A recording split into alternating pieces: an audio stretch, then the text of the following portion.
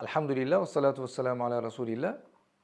Haj, Alloh subhanahu va taolo Qur'oni Karimda mo'min musulmonlarning toqati, kuchi, imkoniyati yetganlarini zimmasida farz qilgan islomning 5 ta ustunidan bittasi.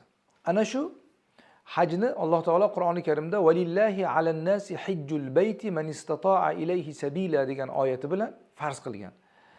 Insonlarga Allohning roziligi uchun hajjul bayt, Baytullohni haj qilishlari farz qilindi. Kim ulardan yo'lga, kuchga, imkoniyatga qodir bo'lsa deb Alloh taolo marhamat qilgan. Ana shu narsa haj bu.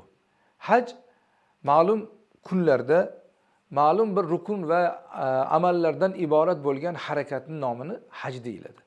Haj bo'lishi uchun haj oylaridan bittasida ihromga kirish kerak.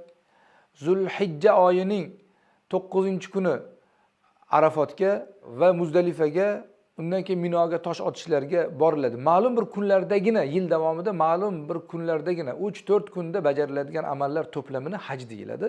Umra esa yil 12 oy davomida xohlagan vaqt, xohlagan soatda Baytullohning atrofida bir 7 marta tavof, maqomi Ibrohimda 2 rakat namoz, Safo Marvada bitta sa'y va undan keyin chochini oldirish bilan insondan soqit bo'ladigan amal hisoblanadi. Musulmon odamning zimmasida demak farz bo'ladi haj, umra esa musulmonning zimmasida sunnat amal hisoblanadi. Farqi shu.